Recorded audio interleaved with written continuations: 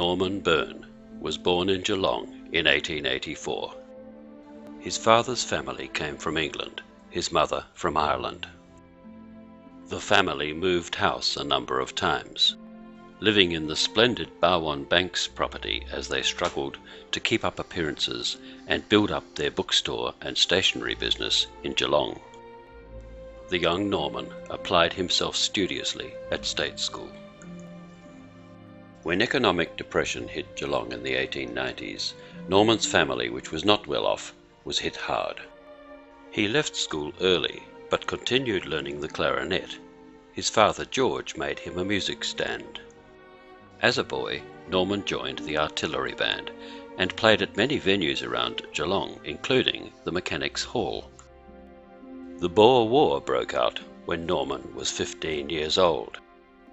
His excitement rose as he watched Empire troops from Geelong take part. Late in his teens, the dapper Norman started courting Nell.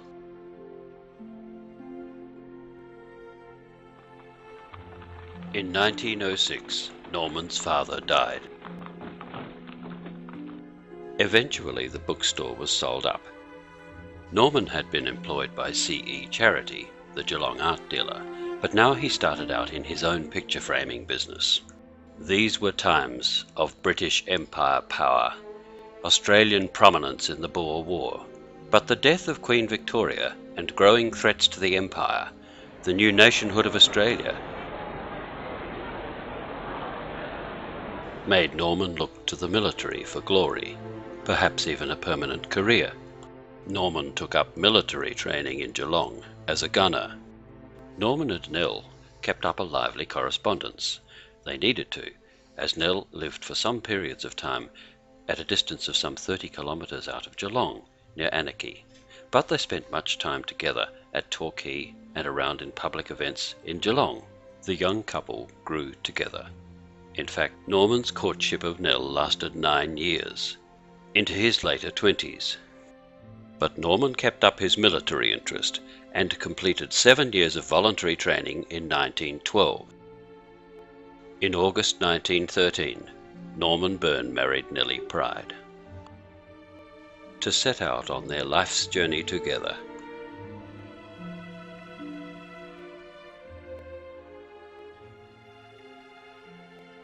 After moving into their first new house together, the young couple were overjoyed by the arrival of their first baby in 1915.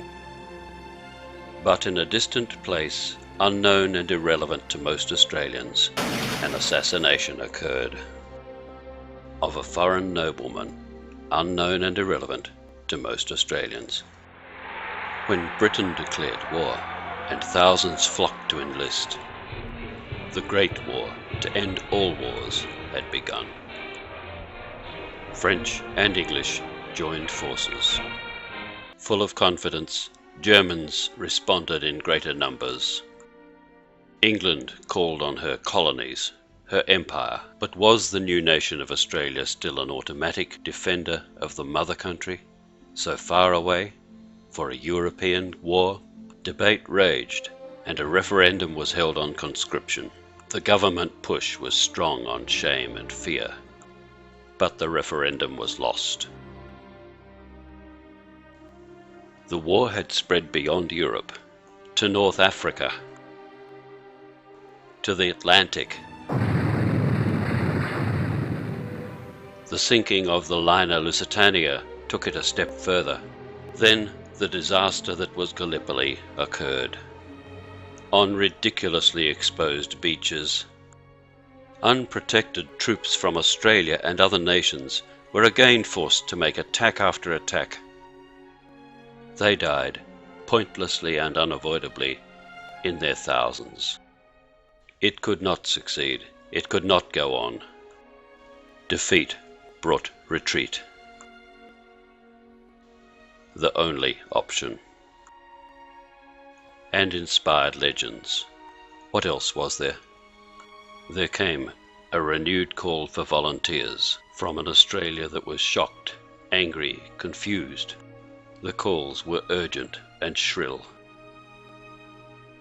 Even Australians were told their families were in dire threat. Enlist now, to end all wars. The appeals to fear, honour, patriotism had their effect. Norman enlisted.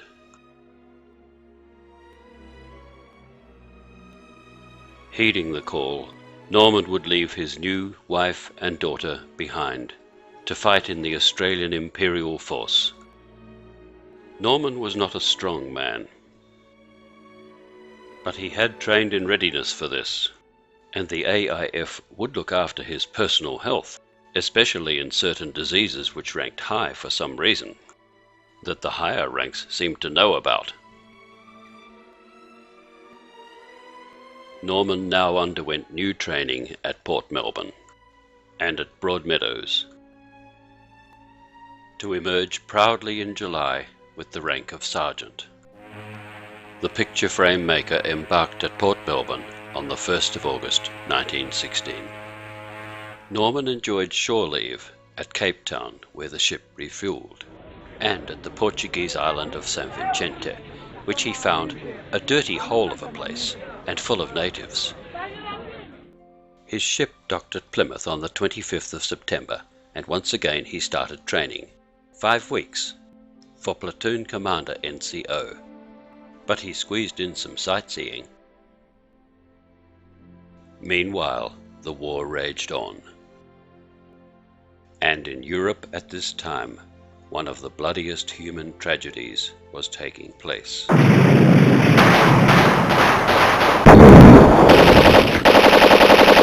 The 1st of July 1916 brought on the greatest disaster in military history.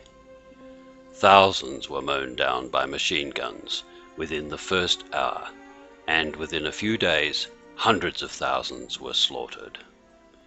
The 8-day bombardment that preceded the attack had made scarcely a dent on German front lines, because the enemy simply sheltered underground and re-emerged with machine guns to mow down the advancing troops.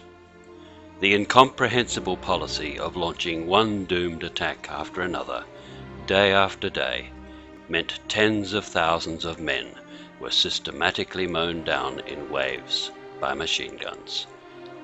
Most never reached the opposing front lines. Huge numbers were never found, and often drowned in the slippery, water-filled shell holes.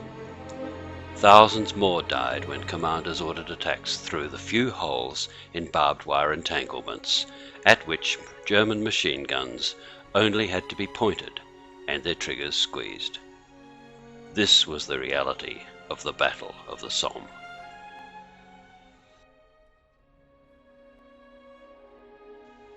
Norman arrived in Albert to be confronted by devastation.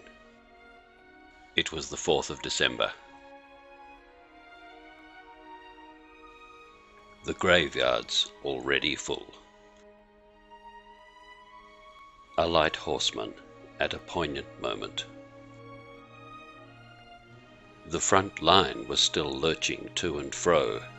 Norman was still behind the lines in the 4th Training Battalion.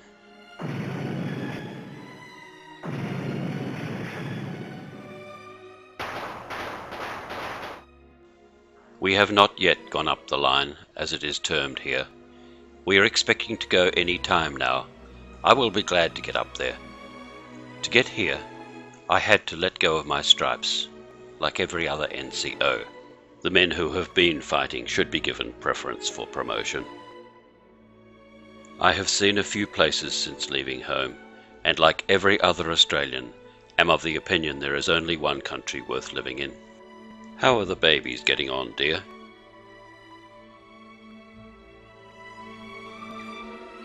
We were 2 days and nights on the train and on the road getting here, and as you can guess, we were not sorry when we arrived.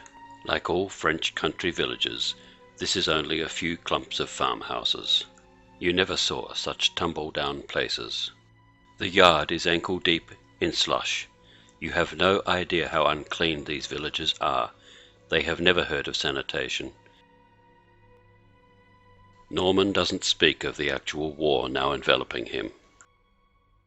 We had a very quiet Christmas Day here. I got a packet of Peter Pan cigarettes with a card inside from Geelong. Your every letter tells me what a little picture Margie is, and how well the baby is getting on. I would give something to see them, Nell. Never mind, dear. I am quite sure this job will finish up in the coming year. What a time we will have then. At present I am on 2 days light duty through a blistered heel. It has been bad for about a week. This is no place for sore feet. I was thinking on Christmas Day how I would like a dip at Torquay, but the nearest I could get to this was 6 inches of hot water in half a barrel. I think if the war and all the disasters it has caused in this country could be moved to Australia for just a week, those who were so down on conscription would receive a severe shock and wonder what they have been talking about. Someday Australia will have to go through the same ordeal.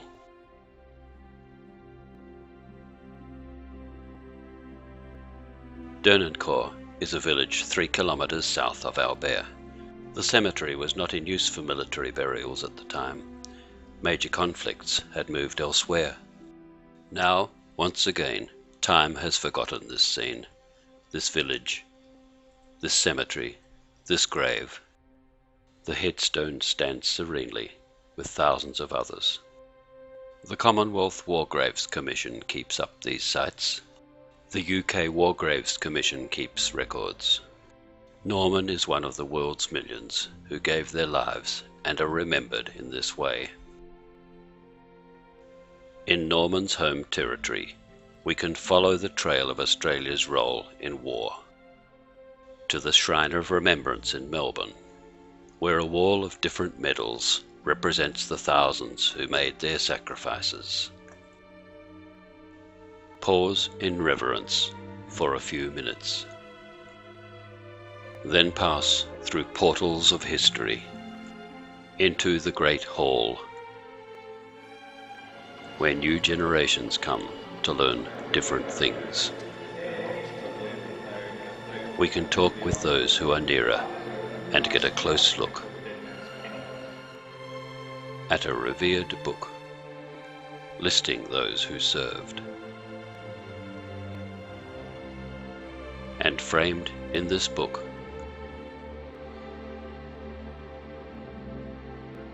is the name of Norman Byrne.